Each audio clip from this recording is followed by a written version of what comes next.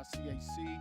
Come on into the house. It's going to be all right. Come on into y'all's house. It's going to be all right. We welcome everybody from the local area here, the bi-state region, those who are in the midst of us who make their way out, those who are on their way out. And it looks like we got a little reprieve in the weather, kind of warmed up a little bit. Some of the snow is melting, and which is a good thing. When you're a lot younger, you don't mind frolicking in the snow, but as you get a little older, you just don't even care for it.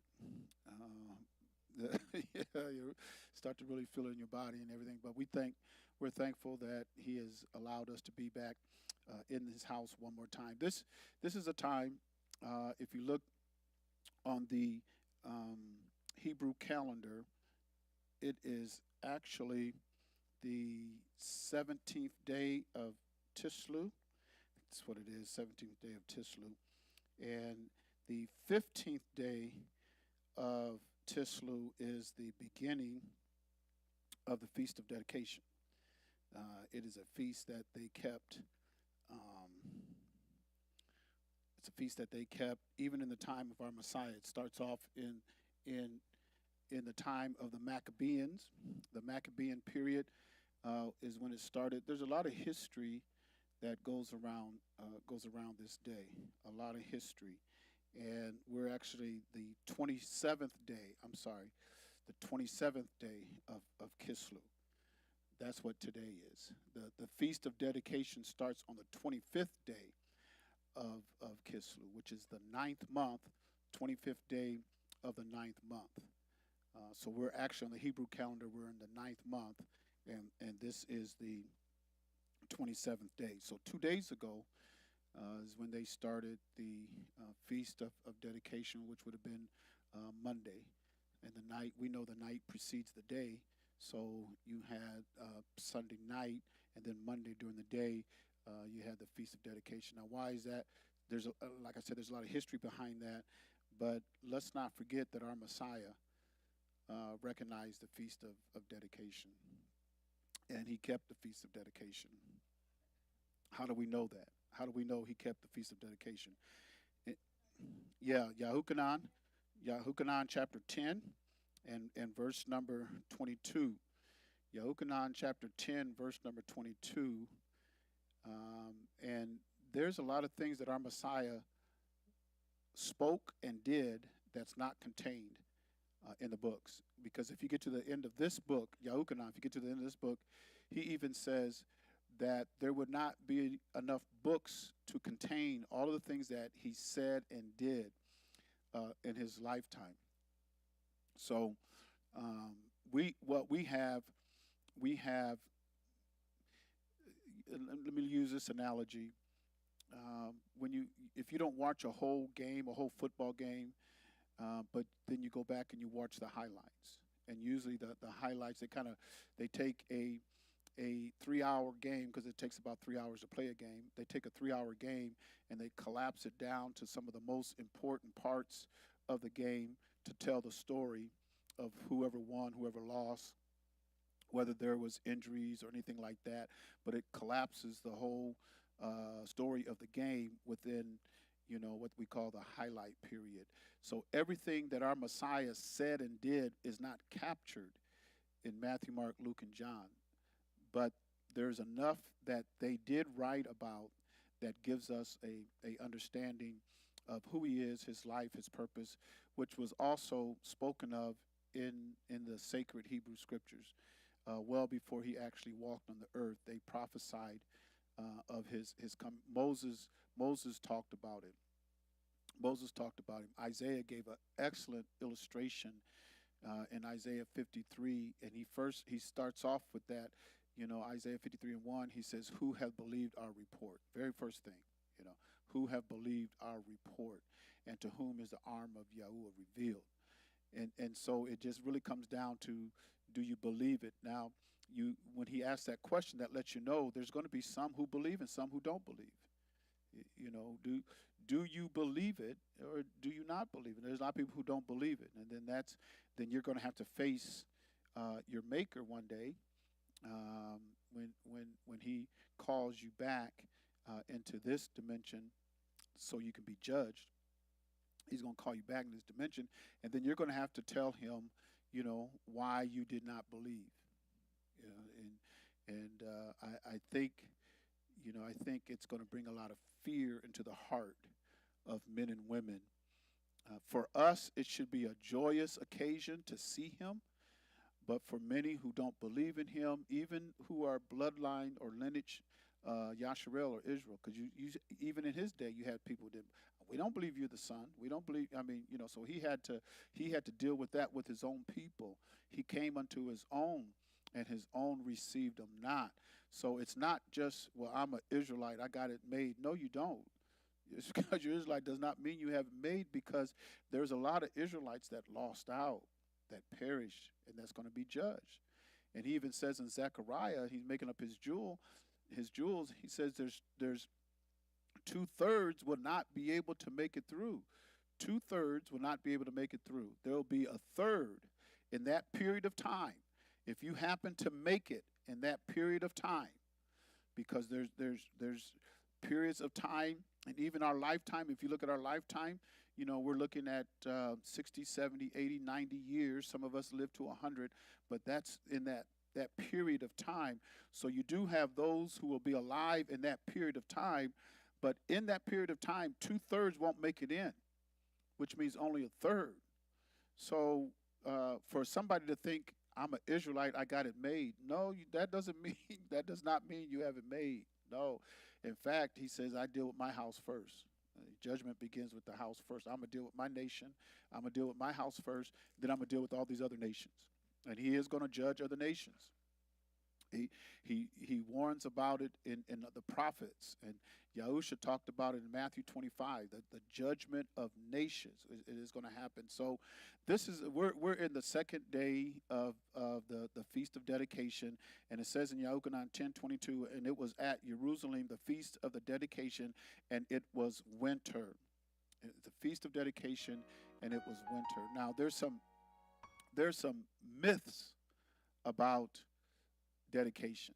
And see, this is, and I press this upon us, and I thank you for allowing me to teach your sons and daughters and your grandchildren. I thank you for that, because a lot of this historical facts about Yasharel, our children should know. This is your history. This is where you come from. And people say, well, how do you know? How do you know? Is that it was prophesied from the time of Moses, even in the time of Abraham, it was prophesied that his people were going to go into captivity. That is a prophecy throughout the sacred Hebrew scriptures, and all the way up to the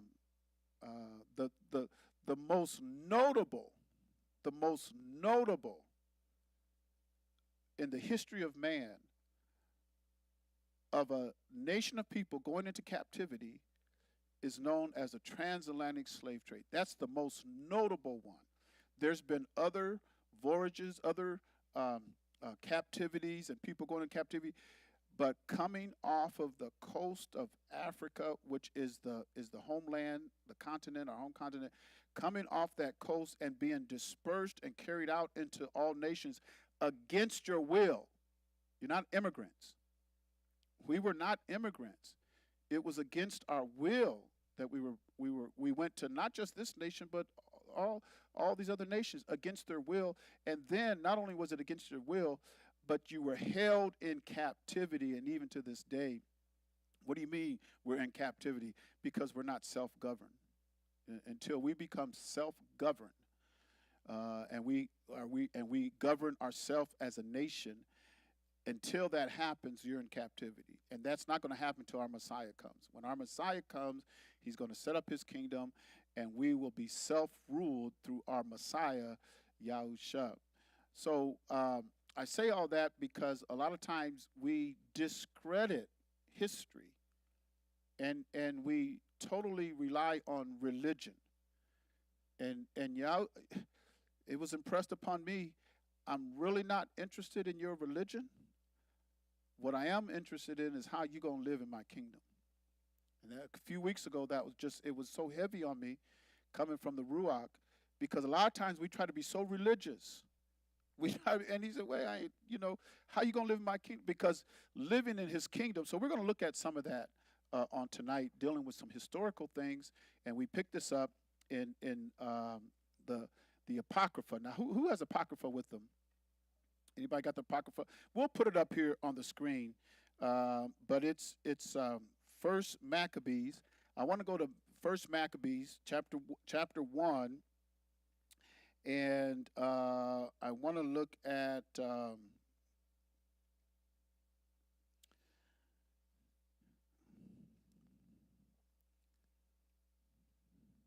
let's start. I mean, there's so much history here, but I don't. This is during a period in First Maccabees here, First Maccabees chapter 1. This is a period of time where you have Antiochus Epiphanes, who came in after Alexander the Greek, or they called him Alexander the Great. This was a time period where the Greeks were in control. They had conquered the Medes Persians. Alexander went around the known world. Everywhere he went, it was wartime. Everywhere he went, they went everywhere to take control of nations. And it talks about it. We don't have time to read all of this, but I would suggest unto you. This is a book, the First Maccabees, at least the first 4 chapters. It's dealing with the period of dedication where we said Yahusha was in the temple in Solomon's porch during the Feast of Dedication. So what was the Feast of Dedication? What was Yahusha keeping? And if we are cut off from our history, who our history is, it's easy for us to gravitate to religions and other Elohim. And I'm telling you, if you haven't read First Maccabees, you need to read it. And it goes along with history when you research. And I should have printed that out. I was reading up on Antiochus Epiphanes, and I meant to print it out and have some handouts here, but time got away from me. I kind of slipped my mind. But maybe another time. But this goes along with history with Antiochus Epiphanes. So First Maccabees chapter 1, and let's look at number 10, verse 10. Chapter 1, we're not going to read all this, but let's look at verse number 10 because I'm going to read down through some of this. And there came out, is it up there on the screen? And there came out of them a wicked root, Antiochus, surnamed Epiphanes. You can find this in your history books. It talks about Antiochus Epiphanes and his life and his conquering, and he hated the Yahudim. He hated them. And when you look and you read some of this and some of the things that they did unto them, it breaks your heart. Or at least when I was looking at it, I'm going, man, this is atrocious. This is really bad. But it says here, Antiochus Epiphanes, son of Antiochus the king, who had been a hostage at Rome, and he reigned in the 137th year of the kingdom of the Greeks. Now, the kingdom of the Greeks stretches over a 300-year period. When you look at the Greeks, and they conquered the world, and this was somebody that was heavy into Hellenism. So everywhere he went to conquer, he wanted those societies, those nations, he wanted them all to be, even if you were not Greek bloodline or Greek heritage, you had to live and act like a Greek. Hellenism. You had to serve their gods, and the way they were so effective from it, they had to cut you off from what you believed in. When they conquered you, Whatever you believed in, whatever your faith was, we got to get rid of that. We have to get rid of that because we want to adopt them into our religion. And it can only be done if we discredit you. If I take away your history, if I take away who you are, I can conquer you. I can easily conquer you.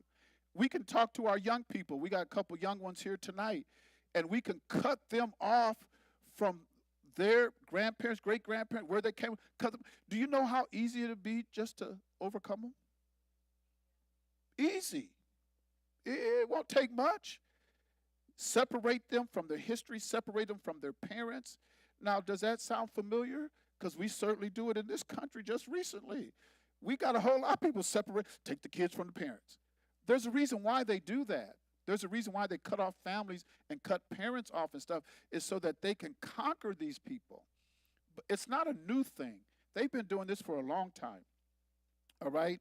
And now listen to verse number 11. In those days went there out of Israel wicked men who persuaded many. Now these were Israelites who persuaded many, saying, let us go and make a covenant with the heathen that are round about us, for since we departed from them, we have had much sorrow.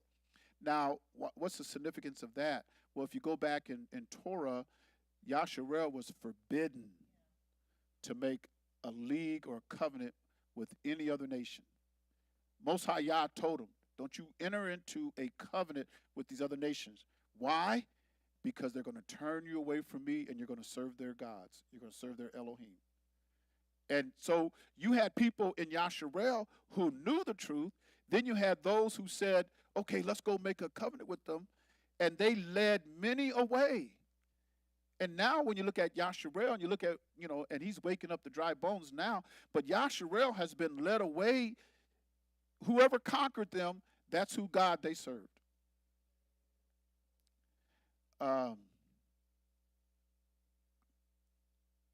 There's a thought. These colonizers are at it again. Our president is supposed to be going he's got some national announcement that he's going to make, and he's going to announce that there's going to be an invasion into Venezuela. So we're going to be going to war here, and I would, any young man, I wouldn't join this army. I wouldn't join the military. I would put your sons in the military. Wouldn't do it. They're going to lead those people in. It's just going to be a slaughter. They don't mind y'all dying. They don't mind y'all dying. Kill them. They don't care. It's all this stuff is political. Do you know what our president said? We want to take back what was stolen from us in Venezuela. Said that they stole our oil. Now, how could Venezuela, who is an autonomy, their own nation, they've been there longer than the United States have been up here in this country up here, because a lot of them were indigenous to the land. So how could they steal your oil? You only been around here 250 years. How could they steal your oil? But you know what? A lot of people believe that. And that's why it's so relevant and so important for us to understand history, to understand what's going on. Yes.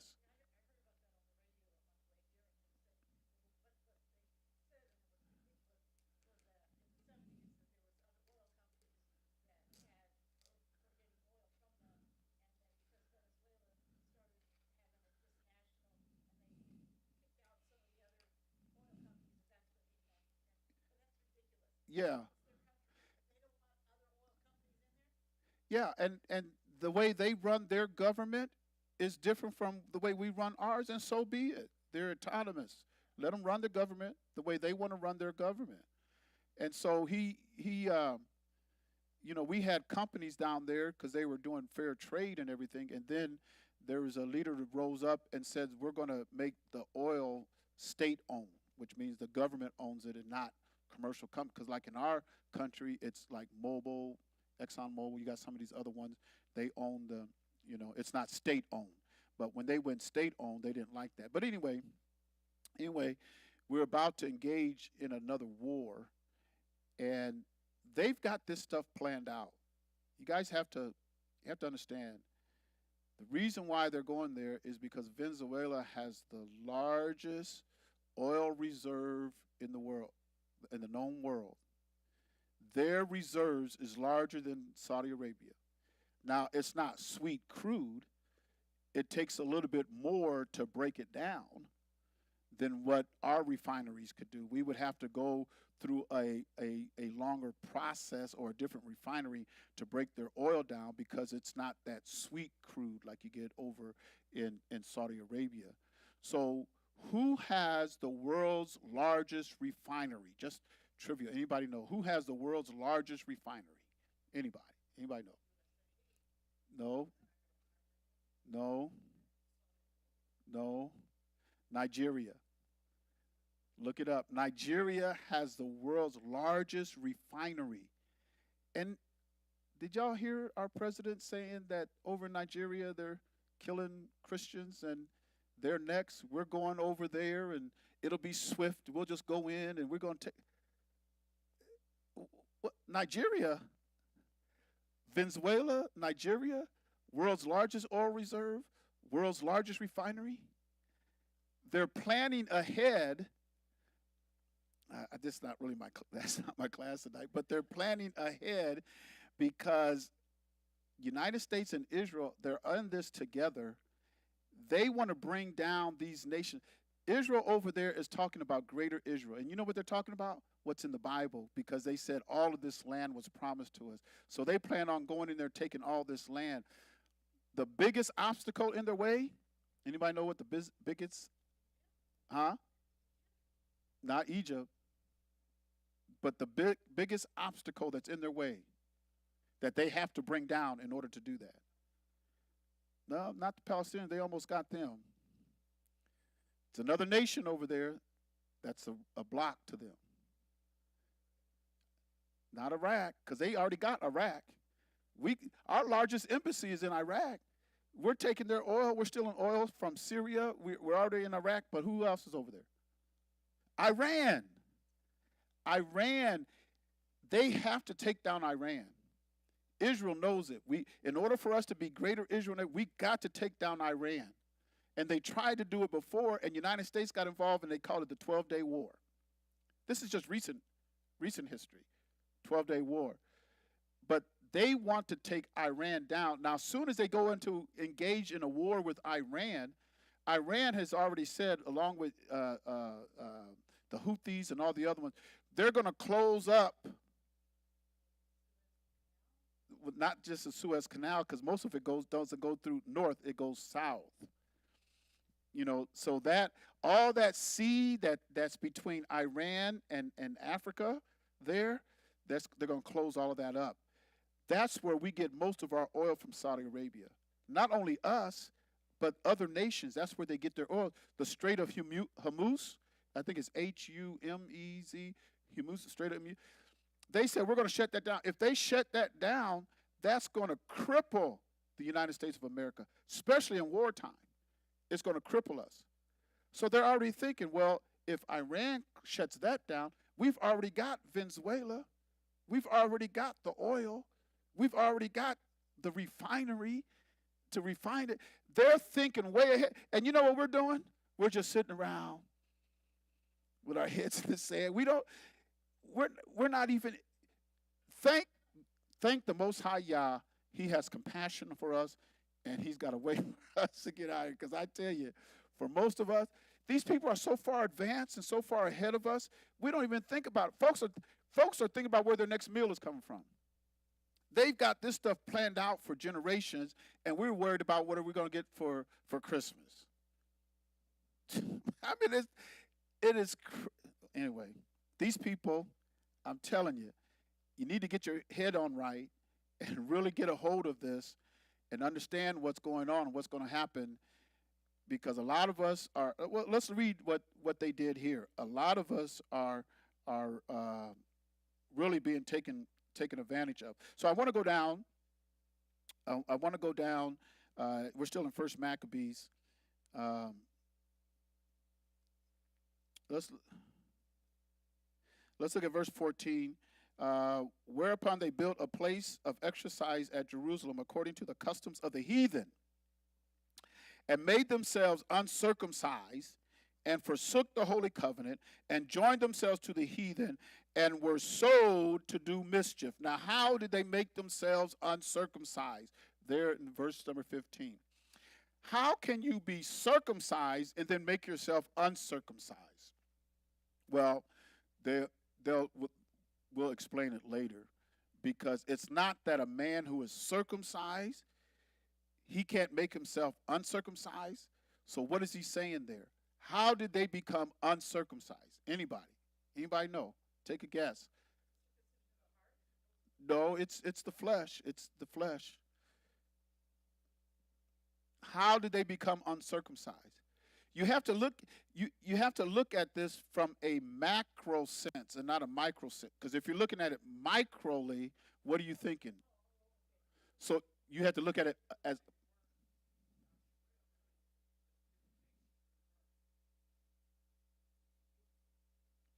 But why didn't they do it? That's the way they became. Huh?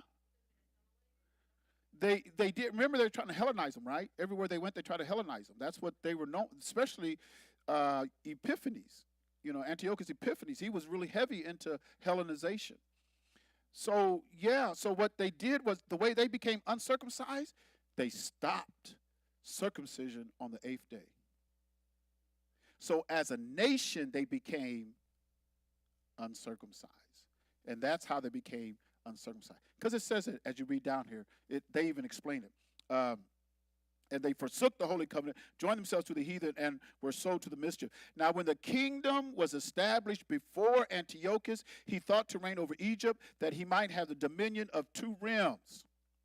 Wherefore he entered into Egypt with a great multitude, with chariots, elephants, horsemen, and a great navy, and made war against Ptolemy, king of Egypt. Now, Ptolemy was not an Egyptian.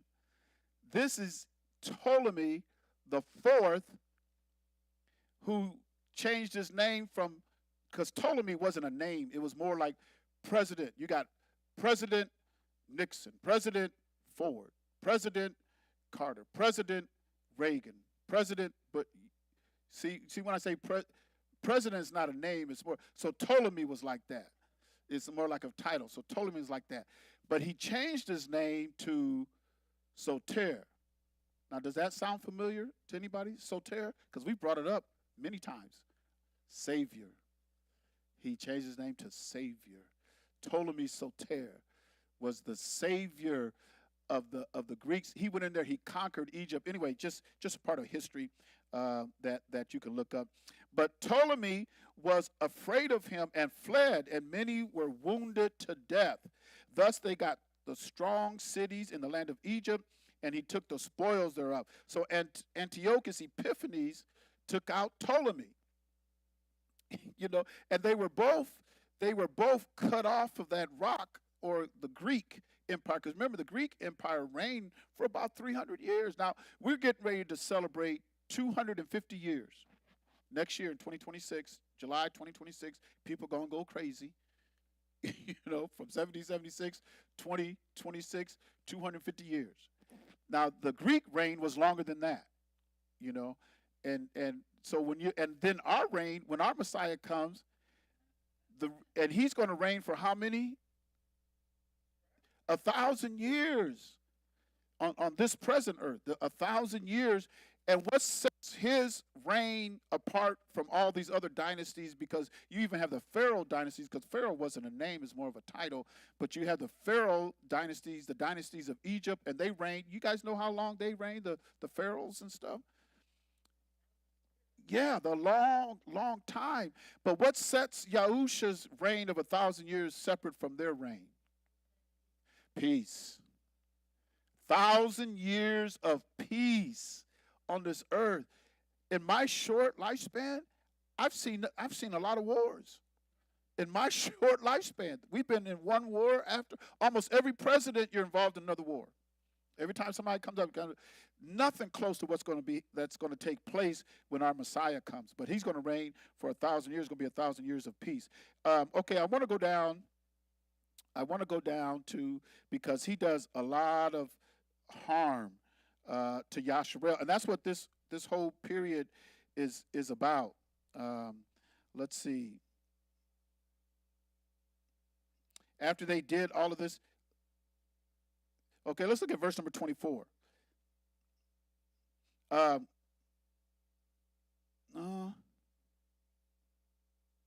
Let's start with verse 21. I'm sorry. Let's look at verse 21.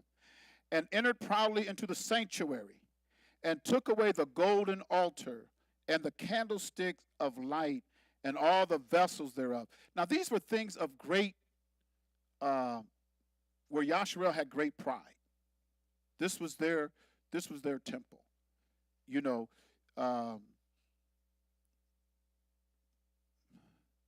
they were learned in this.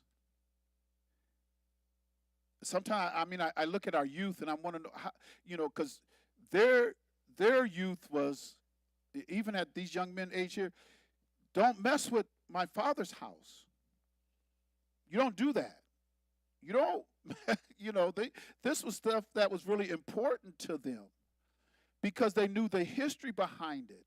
I mean, when you look at that menorah, what is that saying? What is that talking about? The youth knew the history of that menorah. Now, there's a myth out there that they lit one candle and it lit 8, or it was lit for 8 days. That's a myth.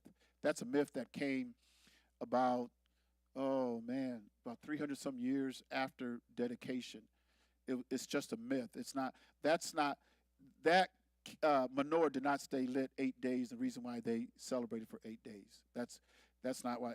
But it is in here, and I'll bring it out. And took away the golden altar, candlestick, light. Verse number 22. And the table of showbread, and the pouring vessels, and the vials, and the censers of gold, and the veil, and the crown, and the golden ornaments that were before the temple, all which he pulled off. He took also the silver and the gold and the precious vessels. Also he took the hidden treasures which he found.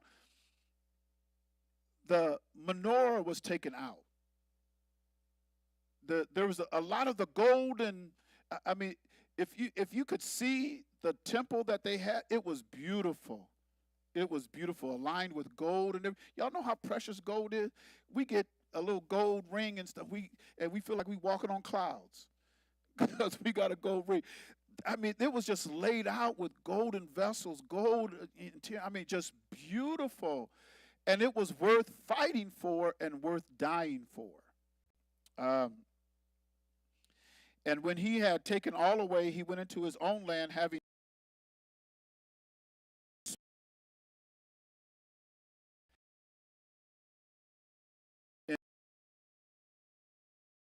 where they were, so that the princes and elders mourned, the virgins and young men were made feeble, and the beauty of women was changed. Every bridegroom took up lamentation, and she that sat in the marriage chamber was in heaviness. The land also was moved for the inhabitants thereof, and all the house of Jacob was covered with confusion.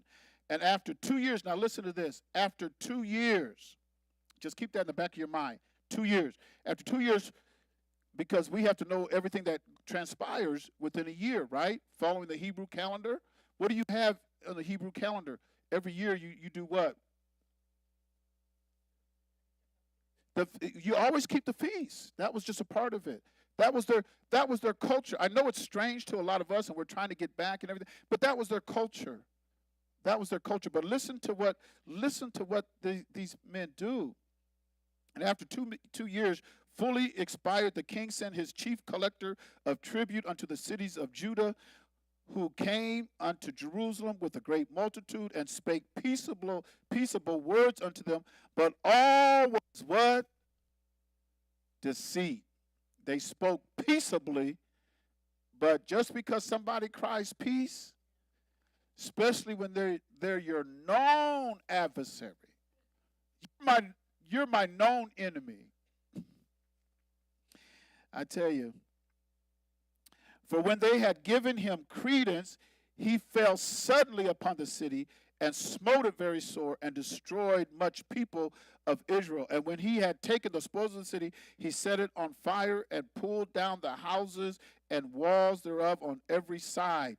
But the women and children took they captive and possessed the cattle. Okay, so I want to go down to for the sake of time.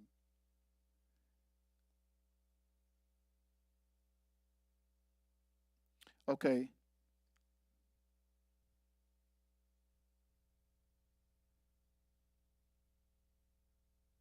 Look at verse number 38. Insomuch that the inhabitants of Jerusalem fled because of them, whereupon the city was made a habitation of strangers and became strange to those that were born in her, and her own children left her. Her sanctuary was laid waste like a wilderness. Her feasts were turned into mourning, her Sabbaths into reproach, her honor into contempt. As had been her glory, so was her dishonor increased, and her excellency was turned into mourning. Moreover, verse number 41, moreover, King Antiochus wrote to his whole kingdom that all should be one people. This is that Hellenization, right? This Hellenization. And everyone should leave his laws. So all the heathen agreed according to the commandment of the king. Every nation that they conquered had to leave their laws and take on the Hellenized Greek laws. In verse number 43, yea, many also of the Israelites consented to his religion and sacrificed unto idols and profane the Sabbath. Because out of all the nations, there was only one nation that kept the Sabbath. Only one was Yasharel, and that set them apart from all the other nations. You don't even see that. I mean, even today, but it's worse. It gets worse. For the king had sent letters by messengers unto Jerusalem and the cities of Judah that they should follow the strange laws of the land. And listen to what they did. Verse number 45. This is key. Now, how many, when we talked about time and years, how many was during the whole time setting this up? How many? 2 years. Okay. And forbid burnt offerings and sacrifice and drink offerings in the temple, and that they should profane the Sabbaths and profane what? The festival days or the feast days. So they had to profane, they had to leave the Sabbath, and they had to quit doing their feast days, which means they didn't keep Pesach, they didn't keep unleavened bread, Shavuot, they didn't keep Teruah, which is trumpet, atonement, Sukkot. They took off all. You can't keep none of your feast days. Now, does that sound like somebody else? It sounds like Constantine.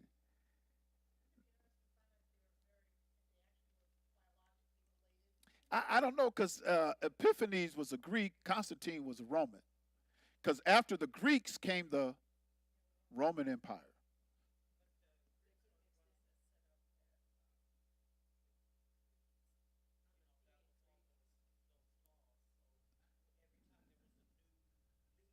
Uh-huh.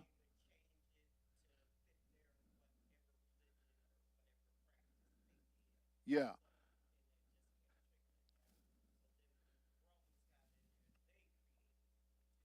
Yeah. They created their laws and usually they kept their Elohim, but they might have changed law. And it depended on what nation they came out, because every nation had their own Elohim. So they changed the laws and stuff. And that's why in Israel, in their nation, every time there was a king, he was supposed to write in his own handwriting, he was supposed to write the law of Moses. Every king had to know the law and write. The law didn't change. The only thing that changed was kings, but they had to write the same law and keep the same law from generation to generation, which was different than what you're saying, where they came in and they start to adapt and change laws and things like that. But they kept theirs. So they had to profane the Sabbath and the feast days and pollute the sanctuary and holy people. Listen to how they polluted them. Set up altars, groves, and chapels of idols, and sacrifice swine's flesh and unclean beasts. That's how they polluted the people. And when you eat swine and everything, you're polluting yourself. You're polluting your body. And they told us, it's okay. Just pray over it. That's what they told us.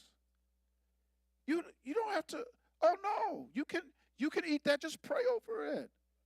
Every beast is clean, not to Yah. It's not clean to Yah, and you can profane yourself, and that's exactly what we did. We profaned ourselves. We polluted our own sanctuaries because we listened to them, but we couldn't help it. I mean, if you look at our ancestors, I mean, now we can keep the Sabbath. Now we can keep our temples clean. We don't have to eat that. But there was a time where they starved us so bad, that's the only thing they gave us to eat. They gave us the swine. and not only did they give us the swine, they gave us the worst part of it. Yeah, and we weren't supposed to eat none of the innards or we weren't supposed to eat that. I mean, on the clean beast, you ate the meat, but you didn't eat the organs and all that stuff. You didn't eat that. Yeah, y'all had chitlins? You never had it? Oh, we got some people that ain't never had chitlins? I tasted it one time. And it was around the holidays because that's what we normally do. Families get together, chitlins. They had chitlins. The whole city stank. I mean, because you go in parts of the city and that's all you smell because everybody was cooking it. The whole block stank. I mean, everywhere it stank because folks was cooking chitlins. I mean, it was. They profaned us. They polluted us. And we went right along with it. And we just polluted ourselves before the Most High. Yeah, that's because you fried it. You could take some of that stank away. Yeah. If you boiled it, it was all in the air. But and it stayed in the house for a while. I mean, you couldn't leave the house. Yeah. Oh, it was horrible. And we used to, folks are like, I can't wait till the holidays, we're going to get our chitlins on. And, man. It's horrible what we did. It's horrible. And you're going to find out with the Most High Yah, when he cleanses his people, a lot of times it takes time to cleanse.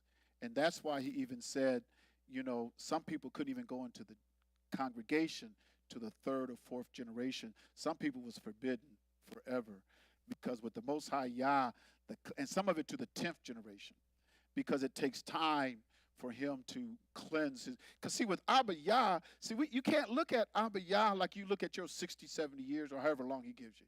You can't look at him like that. He has no beginning. He has no end. He can wait 1,000 years if he wants to. He's outside of time. We estimate time. He even Keith has told us 1,000 years is as a day with him. He's outside of time. So when he says, I'm going to cleanse my temple, I'm going to cleanse my floor, it might take generations. We thinking he goes in there with a vacuum and sweep and mop and he's done in a couple hours like we would clean up. Oh no, when he said, I'm going to clean my people, it might take generations. So we don't think like that. We have to think like Yah thinks. That's why he gave us 3rd generation, 10th generation. You can't enter at all because there's a time period. It might take 3-4 generations to cleanse Yasharel. We're just a part of one of the generations.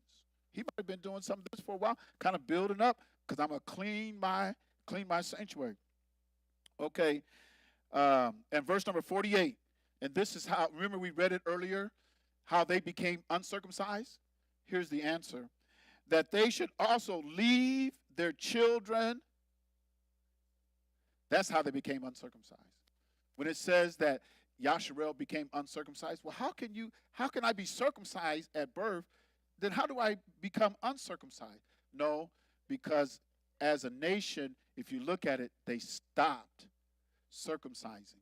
So those who were circumcised died off, and all the ones who were born, they didn't circumcise. So now you got a whole nation that's what? Uncircumcised. Yes.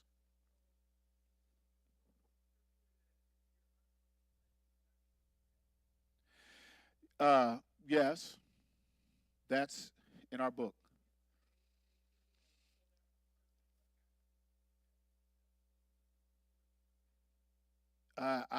That's what the book says. Yeah.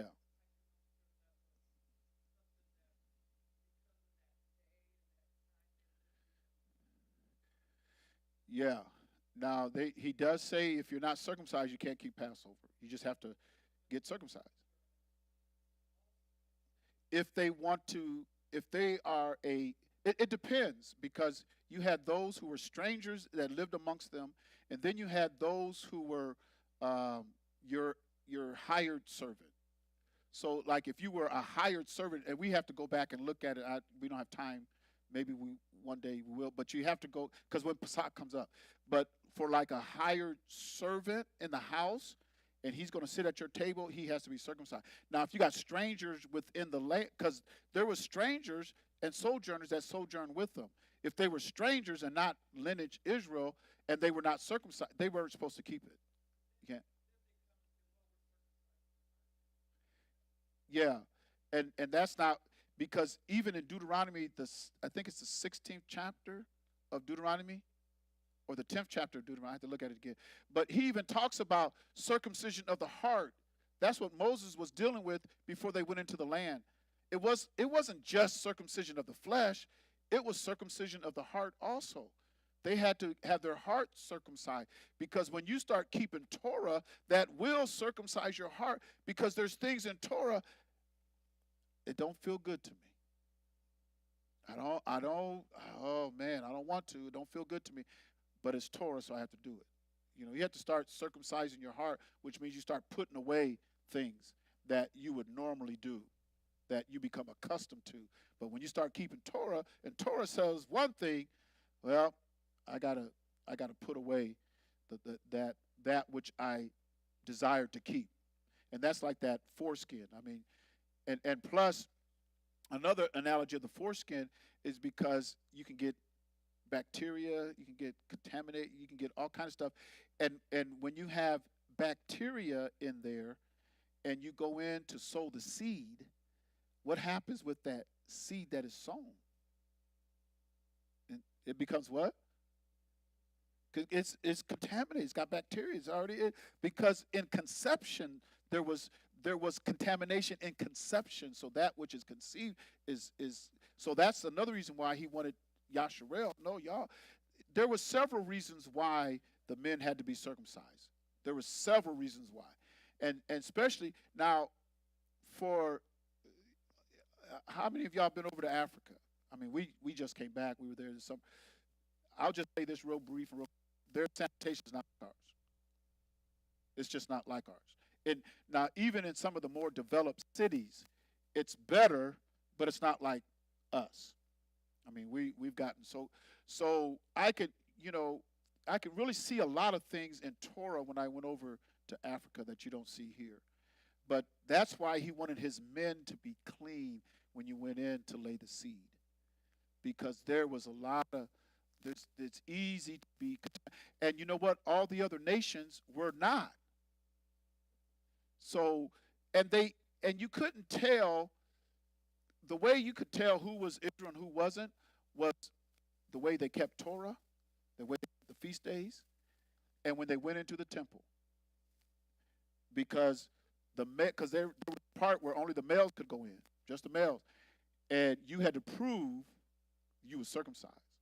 Because if you weren't circumcised, couldn't get in. Because you look like a lot of the other nations, they all looked alike. It wasn't like, they fabricated and pre-opted this book. It's terrible what they've done when you understand it. If you don't understand it, you don't see the terribleness of it. But when you do understand it, these folks are awful clever. Man, these folks are the devil. The way they pre-opted this whole book and took over this thing, because there was a number of reasons why Yasharel had to be circumcised. Abba Yah sincere with it. Now we look at it differently, mainly because we were not raised in this. We're just not raised in it.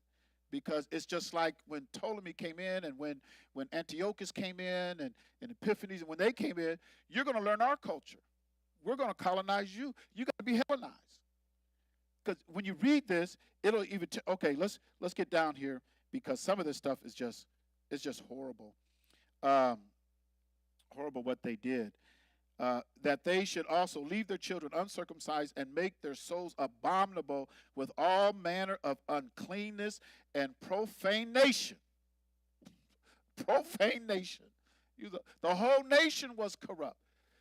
But like Elijah said, Aliyah told Most High when he was on the run, he says, I'm the only one. And the Most High said, you're not the only one, Aliyah. He said, I got 7,000. Now, 7,000 in a nation of millions is not a lot. But he said, I got 7,000 that hasn't bowed the knee to Baal. Don't think you're the only one. And just like in the time of Maccabees here, when it talks about profanation, which means the whole nation was profane, but yet you had the Maccabees. You had Judah Maccabees. You had his father, and it talks about his bravery and his prowess. And here, to the end they might forget. Notice this, verse number 49. To the end they might forget the law and change all the ordinances. And whosoever would not do according to the commandment of the king, he's going to what? He's going to kill him. And that was happening back in the day. If you kept the Sabbath, if they found out you was keeping the Sabbath, Rome came in and they'd kill you. You ain't keeping the Sabbath. So they had to do it in secret. They had to hide it because they didn't want the Roman Empire to know in the time of Constantine. They didn't want them to know they're keeping, because if they did, they would just kill them. They slaughtered a lot of Israelites. They slaughtered them. In the self-same manner, let's see, I want to get down to some of the things that they had done to these people. Okay. All right. Let's go down to verse number 54.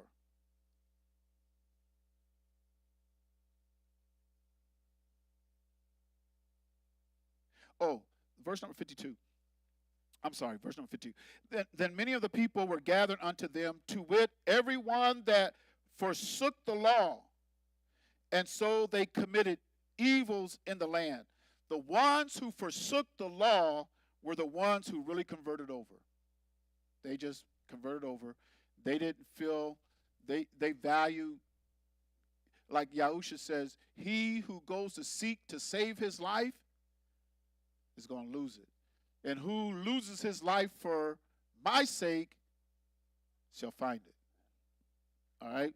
And drove the Israelites into secret places, even wheresoever they could flee for succor. So they hid.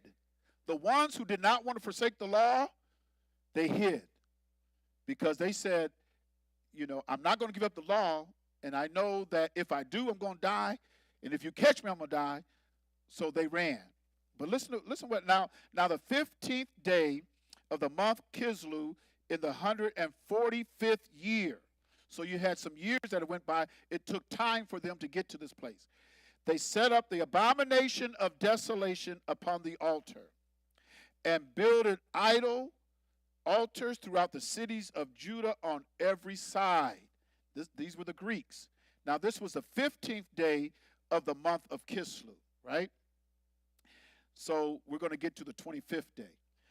and burnt incense at the doors of their houses and in the streets. And when they had rent in pieces the books of the law, which they found, because they ripped them up. If they found any books of the law, they ripped them up. They burnt them with fire. So some people today might say, where's the video? Because we don't open books anymore. We want the video. So a lot of us is like, you burn the books? Okay, give me the video. Is there video? I wonder, have you read this book? No. Is there a movie? I mean, isn't that how we do? You know? Because if you want to hide something from us, where do you put it? Put it in a book. Because they ain't going to read it. They're going to wait for the commercial. They're going to wait for the movie. And that's more of a book now. That's more of a book now. You know, when you do. Okay. And whosoever was found with any book of the testament or the book of the law, or if any committed to the law, the king's commandment was that they should put him to death. They're talking about our people now. Thus did they by their authority unto the Israelites every month, to as many as were found in the cities. Now the 25th day of the month, this is the 25th day of the month of Kislev, which is 10 days after this started, right? Because they started on 15th day. So for 10 days, here it is, the 25th day of the month. When you recognize the 25th day of this month, now this was their 9th month, but they equate the 9th month to our what? 12th month. Because if I have the Hebrew calendar right here on my watch. I got the Greco-Roman, and I also have the Hebrew calendar. So it says December 17, 2020, but on the Hebrew calendar, it's the 27th of Kislev. It also tells me when the new moon is coming and the first day of and the next month. I got all that here so I can follow it. So listen to what they did on the 25th. And this is why if you keep a celebration on the 25th of this month, this is what you're honoring. Now the 25th day of the month, they did sacrifice upon the idol altar, which was upon the altar of Yahuwah. This is the desolation of abomination that we read about earlier. At which time, according to the commandment, they put to death certain women. This is a part of their festival on the 25th. This is a part of it. They put to death certain women that had caused their children to be what? So if you said, I'm going to circumcise and keep the law of Moses because that's my law, that's what we're supposed to do as a nation, and you did it on the 25th of the month, they would kill you. This was the time of celebration. So and we do this year after year. We don't think about, Santa Claus is coming to town. We don't think about what they were doing on this day, and we blindly go into it. I'm talking about Christians. Just blindly. And you don't got to be a Christian. You could be whatever. And they just blindly. But this is what they did on the 25th. This is what they did on the 25th. Listen. Listen to what they did. Verse number 61. And they hang the infants about their necks. Can you imagine seeing a baby, an infant? They hung them? Can you imagine that? The cruelty in that? See, if we knew what was going on the 25th and what this day represent, and we would make a move, and hey, this is the 25th of December, that's what you guys are celebrating, and we would do this, folks would be horrified. They would be horrified.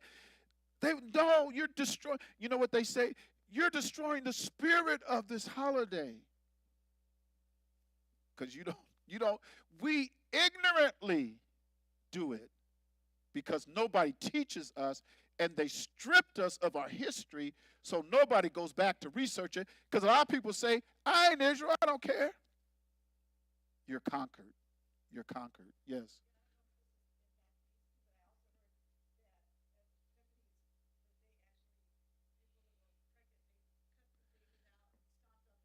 Yeah, with their boots.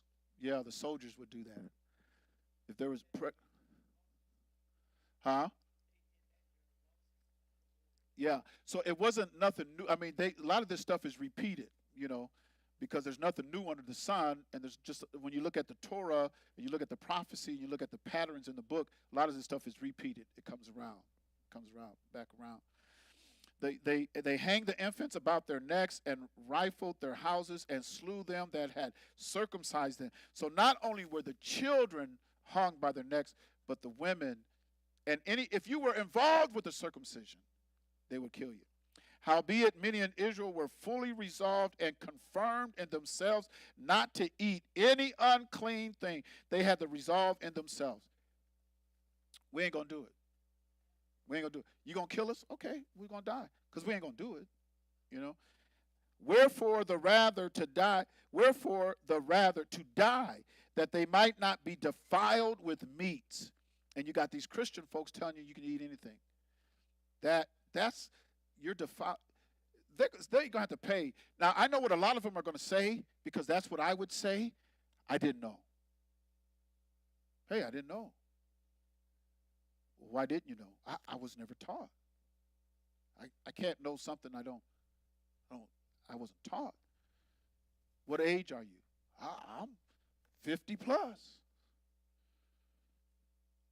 Do you know how to read? Well, yeah, I know how to read. Have you ever read the Bible? Yeah, I've read the Bible. So it's written in the book. Yeah, it's written in the book.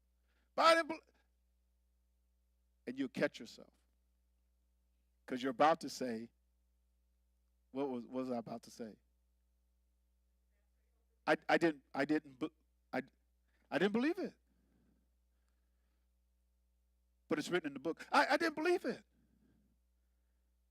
Because he tells us in Revelations that the fearful and the unbelieving,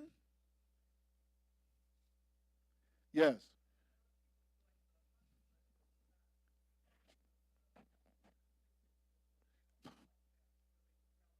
Yeah. Right. They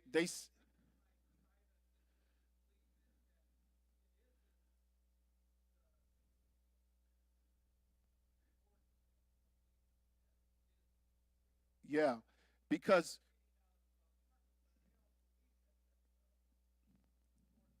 right. Now in the first edition of the King James that was first translated to English from the Latin Vulgate, the Apocrypha's in there. I think even the second, maybe the third. But then, in fact, I think it was more than 80 books. I think it was like 82 books or something like that in the original um, King James, because they had the Apocrypha in there. But then the Catholic Church said that's not canon, which means it wasn't breathed by the Spirit. It's more of a story. You know, it's not like thus saith, how we read the prophets and everything. So they say it's not canon. But he did. Yahusha spoke out of the Apocrypha. He did. And he recognized things like we're talking tonight. It was a time of dedication. He was in the temple. He knew the history. Because this is more of a count of history. And they wanted to take that out. They're the ones that said it's not canon. But yeah, if we can get people to understand, they titled it not canon, but it's a part of our history book. It's just a part of history that should be there. If you can get people to believe it, but that's what's going to keep a lot of people out, like we started off. Who have believed our report? That it's going to come down to, because you have a lot of Christians that say, I don't believe that. I don't believe it. Or it's never taught to me. Because I know what I would say, because I had thought about it when I meet him. What do you guys ever think about, meditate, or just kind of visualize or meditate or whatever on when you see Yahusha and you got to talk to him? Does anybody ever do that? I do. I do. I kind of go, it's going to happen, y'all. You are going to see him. And you have to give an account. It says it. I got three witnesses: Acts 17:31, Romans 14:10, 2 Corinthians 5 and 10. Three witnesses that says you have an appointment, you're going to see him, and you're going to be judged. You have to give an account for yourself. I'm saved. I already been baptized, name filled with the Holy Ghost. I'm saved. No, you still got to meet him.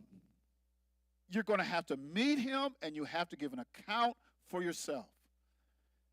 And if you tell him, I didn't believe that, that's not going to go over too well. That's really not you. I don't think your chances are very good if you say, well, I didn't believe that. Now, children, that's why we have to teach our children and stuff. But to be a grown man and to be a preacher, you're without excuse. He says that in Romans chapter 2. Thou art inexcusable, O man. You have no excuse. You have no excuse. So I think about, what am I going to say to Yahusha? I mean, you guys, you ought to think about that. You ought to really kind of, and some of us have approached sunset. The sun ain't going down now. The sun ain't down, but we're approaching sunset. So it's like, okay, I know I'm going to meet him. What am I going to say? What am I going to do? Because I know I'm going to meet him.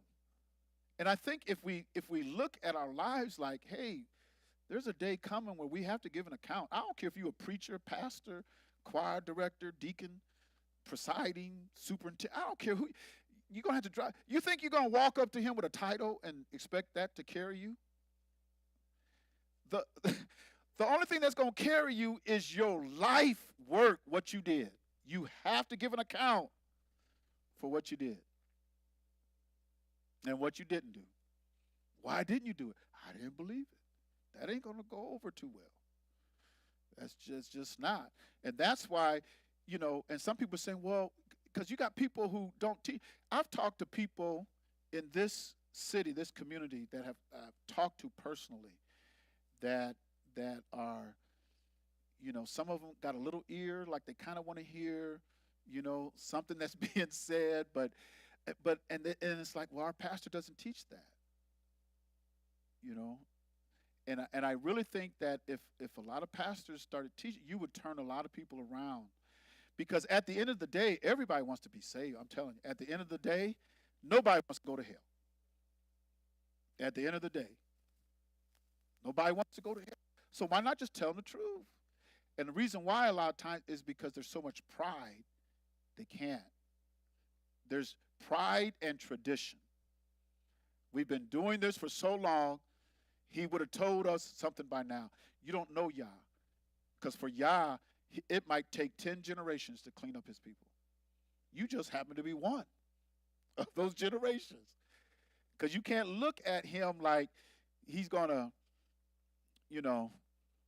like how we do things, because the day and age that we live in now, my goodness, it's almost 8 o'clock, 6:30. Okay, it's about time for me to quit. The day and age that we live now, we want things to be done instantly. We want things happen right now, and it's hold up now with Yah, because like Kiefer said, a day with him is like 1,000 years. 1,000 years to him, that's just like one day. So if he says, I'm going away for the weekend, that's like 2,000 years. How many generations live within the 2,000 years? Or I'm going to be gone for a week. I'm taking a week off.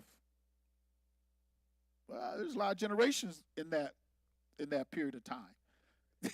I mean, so you can't look at him like you would look at just your normal human life. You have to kind of transcend. You have to kind of think. I got to think in a different realm. I got to think in a different term now. I got to elevate myself in my thinking now, because it's, for me to think of him as just 70 years. Huh? Oh yeah, 960. He almost made it a day. 969 years. That's almost a day. And they said Adam lived 900 some years. Yeah, which is just to the Most High Yah. You look at the Most High Yah, man, 1,000 years. That's a day. Now, for me, I'm talking about Most High Yah, he would say, I have no time. I don't live in time. So y'all, that's y'all. I don't live in time. So if we say, Yah, take your time, I don't know if I'm going to say that. Because taking his time might be 10 generations. I might say, hurry up, Yah. I only got, you promised me 70 years if I do good to my father and mother. And that's the first year promise. And you said man can live 50 jubilees, which is 120 years. So, no, not 50 years. 50 jubilees is 6,000 years. And that's what, no, wait a minute. Wait a minute, how's that now?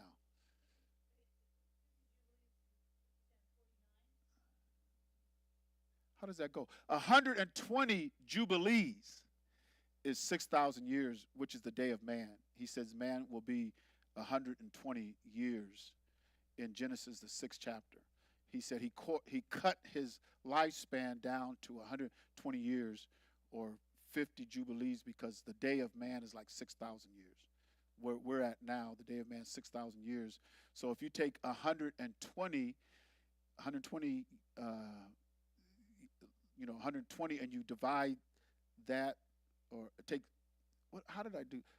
6,000 divided by 50 jubilees is 120, or 120 60,000, or 6,000 divided by 120 is 50, and the number 50 in the Bible is jubilees. Every 50th year is a jubilee. So if you count every 50 years a jubilee, and man is going to be here in this day for 120, because he says that in Genesis, the 6th chapter, then it's 120 jubilees, and that's when the day of man. And we're at the end. We're about at the end, and all the signs that are around right now, it lets us know that we are at the end. Real quick, because my time is up, in First Maccabees. So the first 4 chapters is really dealing with this, but we're going to condense this down. It does talk about a lot of the wars of Judah, Maccabee, a lot of the things that he conquered. When he actually fought against the Greeks because they burned swine in the temple. They sacrificed a swine in the temple. And it took them some time to get to the First Maccabees chapter 4, verse number 52. We'll start there because we don't have time to read all this. But it took them time to get to this point. Now, on the 25th day of the 9th month, which is called the month Kislev, which for us, that's December. The 25th day of the 9th month, which is called the month Kislev, in the 148th. Before we were remember we were in the 145th. This is 148, so some years went by. They rose up betimes in the morning, offered sacrifice according to the law upon the new altar of burnt offering, because it took them time to build it back up, which they had made. Look at what time and what day the heathen had profaned it. Even in that was it dedicated with songs and cisterns and harps and cymbals. Then all the people fell upon their faces, worshiping and praising Yahuwah of Shamaim, who had given them good success. And so they kept the dedication of the altar 8 days and offered burnt offerings with gladness and sacrifice of deliverance and praise. This is what they did at dedication. They did it for 8 days. And that's where you get the 8 days of dedication, because they were forbidden to keep the feasts, the Shabbats, and everything. So they went like 3 years without doing Sukkot until they were able to do it. Once they got the temple, got everything back, it was the 25th day of Kislev, or the 9th month, and for 8 days, They kept the feast, which was it was in commemoration for not keeping Sukkot. Remember, if they got caught keeping the feast, they would die. Or the Sabbaths, they would die. They got caught with the book, and you wanted to keep the law, they'll kill you. I mean, all of that. That's a part of our history. And so when from the first chapter to the fourth chapter, you got a lot of wars, a lot of fighting, a lot of the conquering of Judah Maccabee, to where in this it was the 148th. I think that's what they said, 148th year of the reign of the Greeks, 148th year. This is the reign of the Greeks. That's in the 52nd verse. And then they got back to keeping, and that's what the dedication was about. The dedication was about going back, building the temple, getting it back, not profaning the altar with idols, not profaning themselves, keeping the law, statutes, and commands, keeping the feast days. That's why they call it a dedication. We are rededicating ourselves back. We're getting back to the way it was. And he said he did it on the 25th because it was the 25th when they did abomination of desolation. And what else did they do? They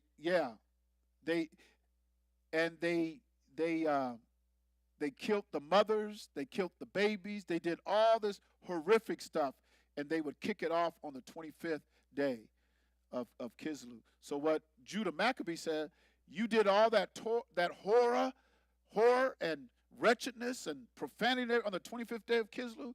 On the 25th day of Kislev, we're going to keep it, and we're going to keep it for 8 days because we haven't been able to keep the Sukkot. So the menorah burning for 8 days, and they didn't light the candle. That's a myth that came up later, and it came up when the Khazars and all these people came in saying that they're Israel and everything. Then they came up with this myth because when these people came in, the Khazars and everything, they brought in their religion. They say they follow Moses. They don't follow Moses' teaching. They don't follow Moses' teaching. They're more into the Talmud. And not only are they into the Talmud, because you had two Talmuds. You had the Babylonian Talmud, then you had the Jerusalem Talmud. But they've added so much to that has nothing to do with Moses' writings. Nothing to do with it. And they'll tell you they live by the Talmud. They don't live by Moses' writings. But it was prophesied. It was prophesied in Jeremiah 8:8. It was prophesied. If you can put that up there, Jeremiah 8:8, it was prophesied what was going to happen, and this is when they came in with the Talmud and with all the, what do you call it, addendums or amendments and all this to the and they added to the Talmud all of this stuff that was not in the law of Moses. So in the Mishnah, there you go, in the Mishnah.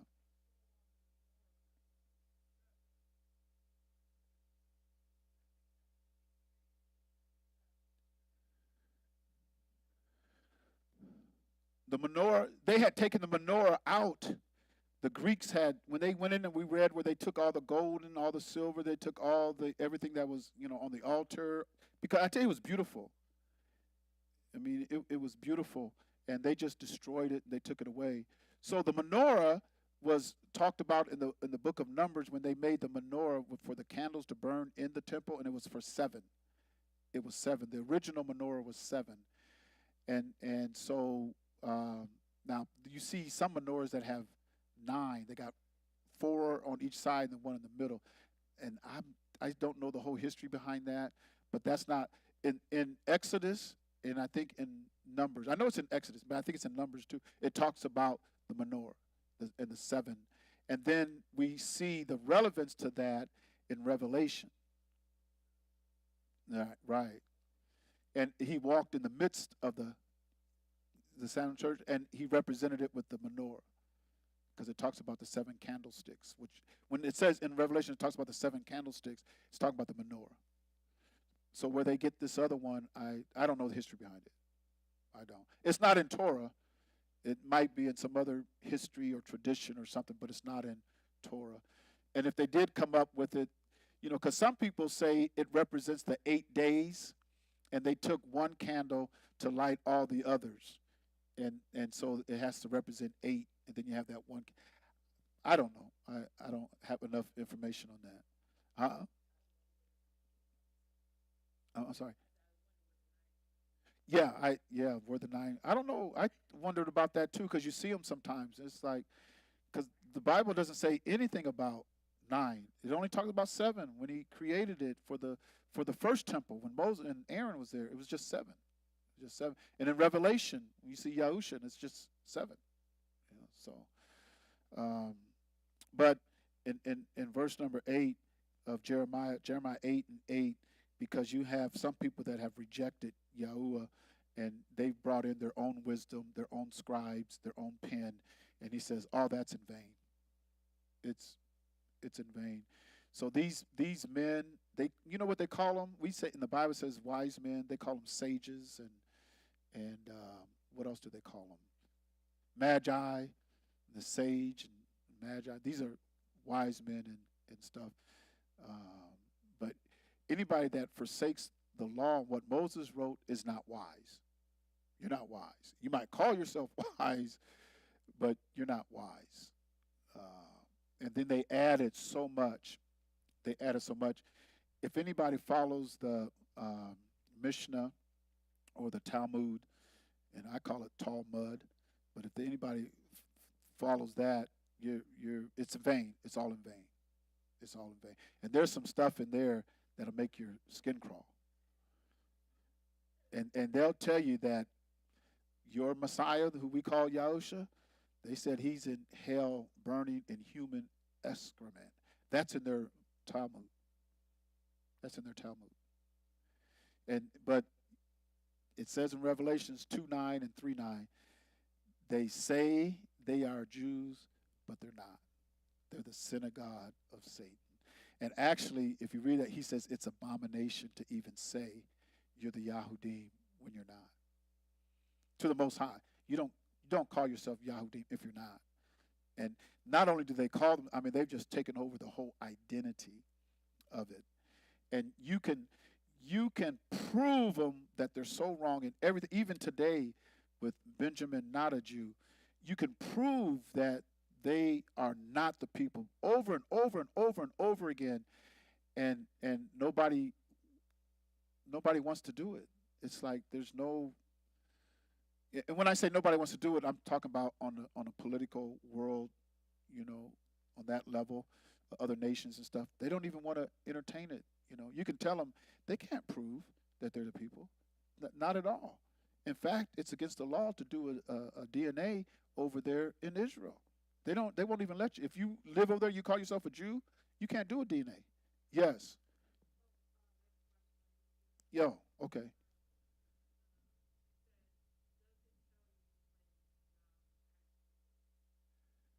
Yah, the Most High, El Elyon,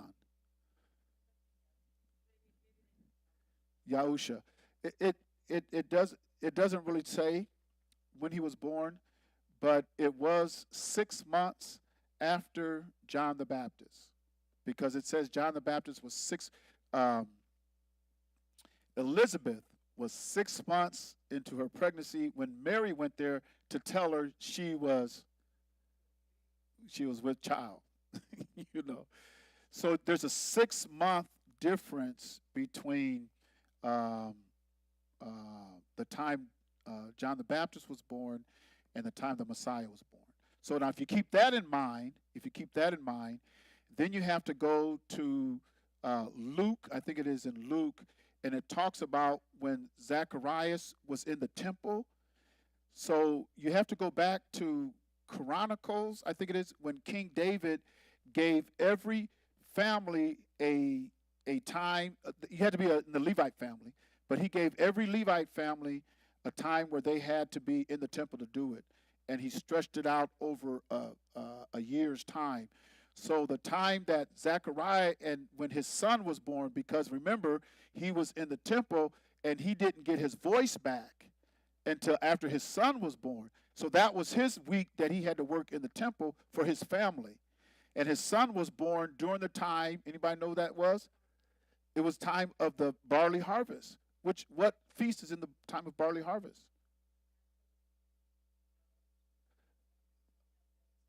Pesach and unleavened bread.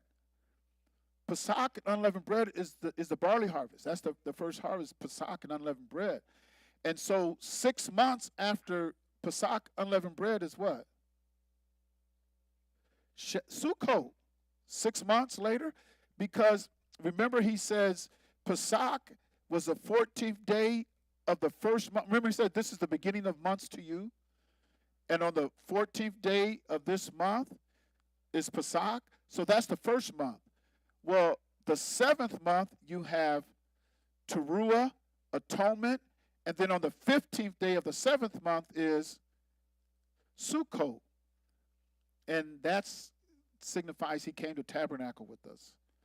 So one of the names they gave him was Emmanuel, which means Yah with us. And then Sukkot is 8 days. So what would happen on the 8th day? That's when he was circumcised. 8th day is a high and holy day, the day of circumcision. So we don't know exactly when he was, but it was a time of Sukkot. And if you can understand the Hebrew calendar, you can probably find the exact day. Because we still speculate on the Hebrew calendar because some people follow solar, some people follow lunar. But when Yahusha comes, he's going to set everybody straight. He's going to set everybody straight. And to understand the feast, you have to be in the land, because the 3 major feasts where he says everybody, you have to come to Jerusalem, the 3 major feasts had to do around harvest time. Because you had the barley harvest, which was Pesach, unleavened bread. Then you had Shavuot, which was right around first fruit time, which was Shavuot, because first fruits is dealing with the harvest. You can't keep first fruit. You don't have the harvest. Can't keep it. So it goes by harvest time, seed time, and harvest in the land. And then Sukkot is the last feast of the year. That's when you're supposed to bring all your, that's the final harvest of the year, was at Sukkot. And you should have enough to feast off of 8 days. And everybody's supposed to bring it. And he says if the journey's too far because you got too much, you turn your harvest into cash. You turn it into money, right? And that's in the 14th chapter of Deuteronomy. It talks about that. Okay.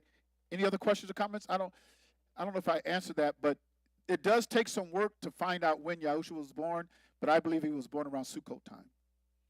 And I start off with the fact that he's 6 months from John the Baptist. And the Zacchaeus was in the temple doing his work when his son was born, and he was given his, because they asked him, what are you going to name him? And that's when he's going to be named Zacchaeus after his father, and that's when he got his voice back. Oh, no, he's going to be called Yahukanan, the immersion. And they even said, they searched his record. They ain't no Yahukanan in your family. What you talk about? You come from a priestly family. But that's because the angel told him. But anyway, I start from 6 months from that. If you can find out when John the Baptist was born, and there's 6 months different, then it's easy to find Yahusha. Which, the first month, the 15th day of the first month is unleavened bread. The 7th month, 15th day of the month is, and plus the 15th day of every Hebrew month is a full moon. So whenever you want to know on a Hebrew calendar when the 15th day is, just see a full moon. When you see a full moon where it's 100% full moon in the sky, 15th day on the Hebrew calendar, it just goes by that. You'll never miss it. So he was born on a full moon. And it's interesting when they said that light. Anyway, there's so much to, when that star shined and they followed for 2 years. And some people say it's the North Star. Hey, there wasn't no North Star. That North Star is there. I mean, no, you follow the North Star. You ain't going. It's sitting right. No, it's not the North Star. I think, and I really didn't really understand it until we started to hear about all these orbs flying around. Remember, we heard about orbs, and they said, "What are those?" Oh, those are just drones or flying around. But people said, "No, there's orbs." And even pilots said, "No, we seen orbs. We seen a light that was there, and it moved all over. There's no way a man-made aircraft or anything can move like that. Just no way. These are orbs and stuff, and I believe that's what it was. I didn't realize that till just not too long ago, but that's probably what it was. It had to be an orb or a light that they followed, and it got to the point where Yahusha he wasn't born, he was a child, he was already in the house. And it was right over the house, and it shined on the house. It wasn't no North Star. That was something closer to the earth. That was probably an orb flying around that took him right there. But any other questions, comments? I don't know if I answered that question, but I did answer. Okay. Toda. All right. Toda Rabah, thank you for joining us on today. This is the second day of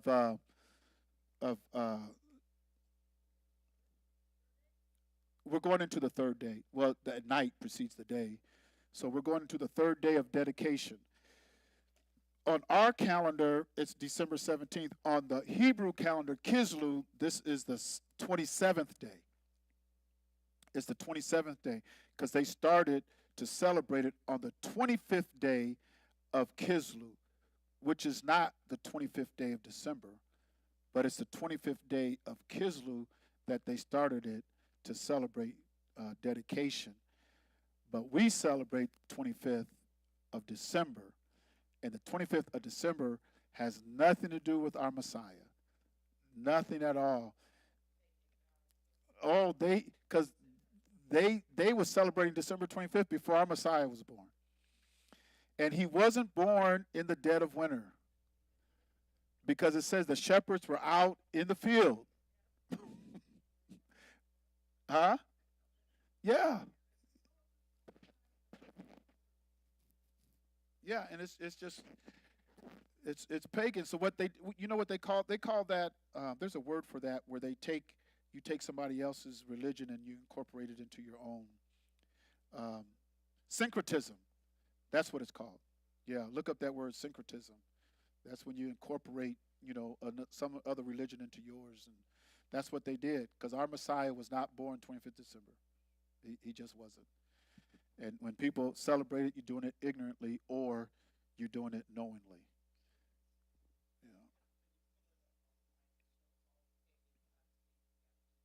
Yeah, yeah, yeah, yeah. They incorporated, they pulled him into their paganism. They pulled him into it because our Messiah was not. All right. Any other questions, comments? And it's good to research and look things up, because it just makes it easier for me. Makes it easier for me to understand the holy book. You know, otherwise you can. Yeah, he couldn't put everything into one book. The Bible, it wouldn't be big enough to put everything into it. It's just there's too much there when you talk about life from Adam to now. There's too much there to put in one book. So he puts in principles. He cuts things up. He lets you know that prophecy, things come around, nothing new under the sun. He has to highlight, bring a lot of things in. Otherwise, the book, we wouldn't be able to bring it in here unless you chop it up into a lot of different books. Then you have a whole library, and that's what John was talking about. He said, I suppose that it wouldn't be enough books written to write about everything that he said and did. And he was only here about 33 years. I mean, he was a young man when he died. But he said and did so much that, you would need a whole. Well, he was the book of life. All right. We can go on and on with that. But we're going to say shalom to everybody. Thank you for tuning in, being with us on tonight. And we'll be back again on the Shabbat. Be back here on the Shabbat.